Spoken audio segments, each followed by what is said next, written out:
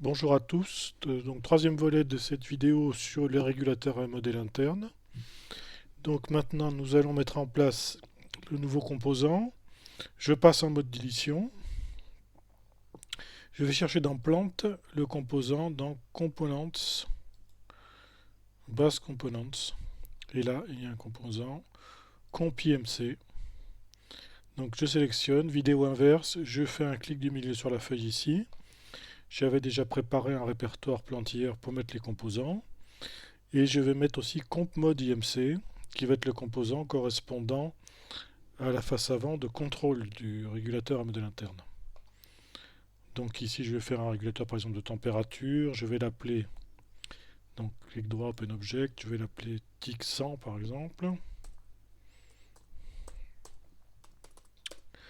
Je vais laisser par défaut les réglages.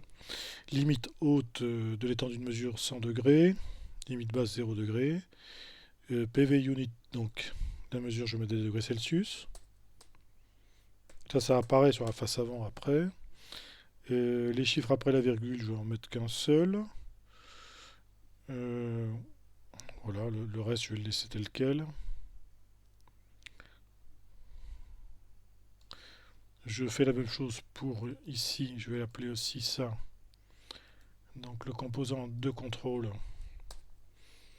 appelé mode tic 100, même tic 100. Tic 100.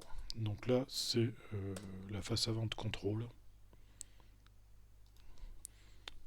Ensuite, les deux composants ayant été créés, je vais maintenant aller dans le programme pour pouvoir créer les parties de calcul.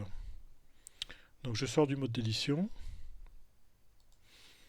Un composant a toujours plusieurs parties. Le composant CompIMC ici a trois parties. Il a une partie centrale qui est ici dans la hiérarchie node, de plante, pardon. Il a une partie visible qui va pouvoir être visualisable sur une face avant sur une interface aux machines, et il a une partie dans l'automate programmable pour pouvoir faire les connexions. Donc je vais dans l'automate programmable, clic droit, Open Programme. Donc j'avais déjà à la session précédente créé ce filtre qui représentait un process. Donc un passe bas du deuxième ordre, enfin deuxième ordre naturellement stable. Je vais rajouter un composant de retard, sim délai. Alors là, je ne suis pas passé en mode d'édition, donc il ne veut pas le prendre. Donc il faut passer ici en mode d'édition, c'est Edit Mode.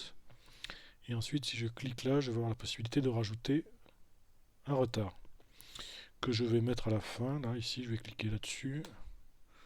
Je fais ceci.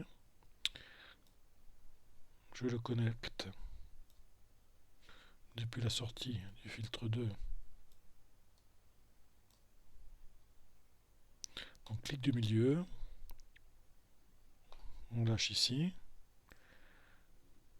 Je vais mettre plutôt en bas. Voilà. Donc j'ai un deuxième ordre avec retard. Je vais mettre comme retard. Donc j'ai cliqué dessus. Delay j'ai 0. Je vais mettre 3 secondes. Et ici, bon, je vais enlever les étiquettes qui ne servent à rien.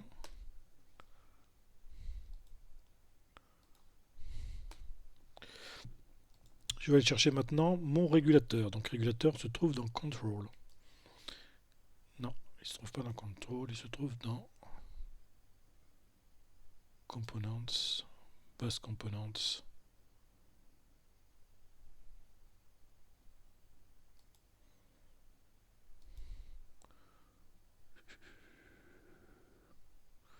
Ouais, il n'est pas dans Simul non plus.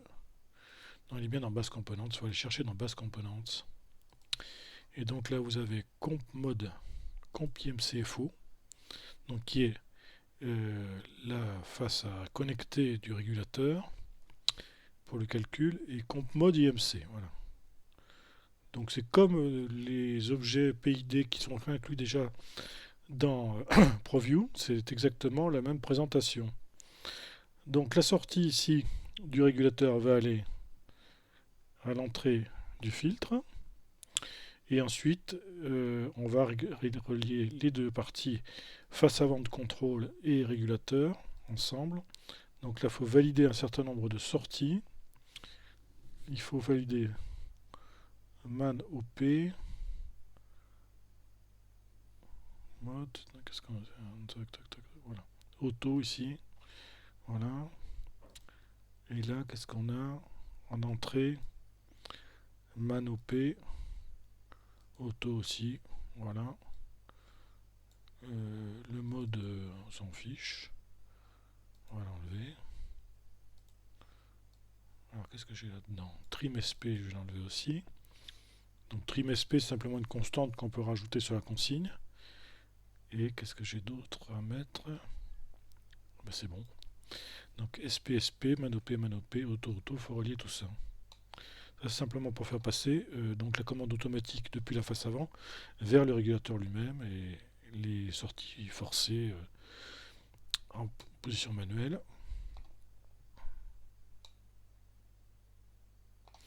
Sur l'entrée ici, il va falloir recopier la mesure et la sortie, de telle façon qu'on puisse avoir le retour de ce qui est calculé là-dedans dans l'affichage sur la partie de commande. Donc ici, comme c'est tout des retours, on va prendre ici une liaison pointillée. La liaison pointillée, c'est une liaison qui est réalisée une fois que toutes les autres liaisons ont été faites. Donc ça évite les problèmes de boucle infinie, de poule et d'œuf, c'est-à-dire des variables qui sont définies avant que la variable qu'il a créée soit définie, etc. Donc il faut le faire dans l'ordre. Donc d'abord ceci sera créé et ensuite ça sera dans le scan suivant, 100 millisecondes plus tard par défaut, appliqué ici, non pas simultanément, ce qui pourrait poser un problème.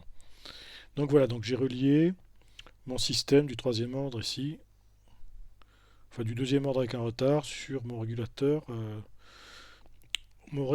modèle interne. Donc les liaisons sont faites, je sauvegarde. Je vais maintenant repartir dans le régulateur ici, de façon à quand même pré-régler un petit peu les différentes constantes de temps que j'ai mises. Donc j'ai mis la LIT, donc j'ai pas de pôle au-dessus. Par contre j'ai ici 3 pôles, j'ai 3 pour le premier. J'ai 3, là j'ai 0, donc CTRL Q 0. Ici 3, j'ai mis 3 secondes partout et le délai j'ai mis 3 secondes. Celui-ci, bon, on peut mettre 0 si on veut, mais il n'est pas relié. Voilà, le reste c'est bon. Accélération, on va mettre 1. Ça signifie qu'on va compenser par le modèle interne parfaitement le modèle du procédé sans chercher à accélérer la constante de temps en boucle fermée. Le gain, on va mettre 1. Donc tout est bon là. Je ferme ici. Donc on peut visualiser ça maintenant, on peut compiler. Donc on sort du mode d'édition. On compile. Là, il me dit des erreurs. Ah, je sais ce que j'ai fait. J'ai oublié de connecter les objets que j'avais créés dans le programme. J'ai oublié de les connecter à l'objet principal qui est ici dans la hiérarchie plante. Pour ce faire, il faut bien sûr aller dans le programme. Ici, on passe en mode d'édition. Et on va cliquer sur les toiles ici, de telle façon à pouvoir faire apparaître les composants qui sont dans la hiérarchie plante. Il faut bien sûr associer Tixan à CompIMC qui est ici. Donc on sélectionne en rouge, clic gauche et ensuite on fait CTRL. Je vais repasser de telle façon qu'on voit le bas de la fenêtre.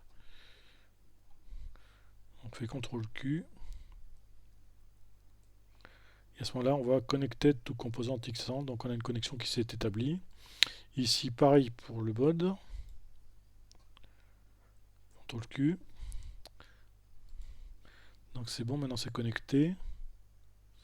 Il me reste à connecter un bouton ici, de telle façon à pouvoir appeler le régulateur depuis la face avant ici et revenir ici. Il y a des boutons qui apparaissent sur les interfaces graphiques qu'il faut aussi connecter.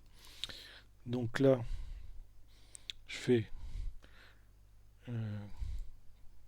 clic droit, Open Object, et on voit ici qu'on a un endroit IMC Objet DID. Et ça, il va falloir le connecter. Donc ça, c'est le MTIC100, donc le mode. On va le connecter à cet objet-là. Donc pour le connecter, il suffit de sélectionner cet objet-là. Ensuite, d'aller ici, CTRL Q, on fait un clic du milieu, et là, il va l'avoir connecté. Donc quand on voudra faire appel à l'autre objet, on aura son adresse, on aura son index. On fait pareil pour celui-ci. Clic droit, Open Object. De façon à pouvoir aussi... Donc là c'est fait, non c'est l'autre. C'est celui-ci. Donc à la fin, on a le même truc. Donc celui-là, il faut le connecter sur le mode, puisque ça c'est le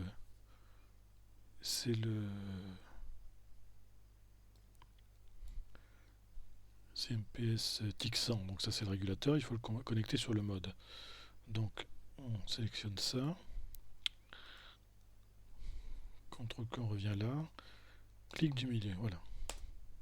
Donc les deux sont connectés ensemble. Maintenant je vais compiler. Alors en compilant, je peux bien entendu, dans un premier temps, ce que je vais faire, je vais visualiser, donc ça a été construit. Je vais mettre ça en mode de fonctionnement, donc Runtime Monitor. Je vais démarrer la console XTT, donc qui était déjà démarrée, je la reset pour qu'elle prenne le nouveau fichier. Et je vais aller là simplement dans le Runtime Navigator. Je ne vais pas encore aller en interface. On fera l'interface dans la prochaine vidéo, l'interface Home Machine graphique. Donc Start Runtime Navigator. Je vais pouvoir aller maintenant dans Database. Composant. Je vais dans le composant ici. Alors on peut faire un clic droit Object Graph ou cliquer là. Et donc on a notre régulateur qui apparaît. Et si je clique ici, donc ça c'était l'objet de donner à chaque objet l'adresse de l'autre. Si je clique là, je peux ouvrir maintenant mon régulateur.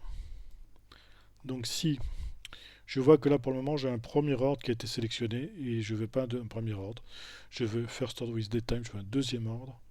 Donc je vais aller dans la console XTT ici. Je vais ouvrir l'objet en temps réel de régulation et non c'est pas celui-là, c'est pas ce que je vais faire, Open Object et je vais sélectionner comme modèle un second ordre hyper amorti avec un délai, avec un retard, voilà. Et donc maintenant ce qui va apparaître ici, c'est que maintenant j'ai deux constantes de temps et un retard ici. Donc si je vais déjà me mettre en position, je suis en position manuelle, je vais mettre ma sortie à 10%. Je vais déjà voir si j'ai quelque chose qui se passe au niveau de la sortie de mon process. Donc on voit que le process value, elle arrive. La mesure arrive avec un certain retard de 3 secondes et ensuite c'est une constante de temps. On voit que ça s'arrondit comme ça un petit peu ici. Donc on a bien effectivement un deuxième ordre avec un petit retard. Je vais passer maintenant en automatique. Alors en automatique, l'équilibrage se fait automatiquement.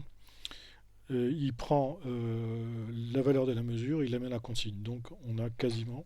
Enfin la valeur, oui, c'est la valeur de la mesure. Donc je vais remettre la consigne à 10.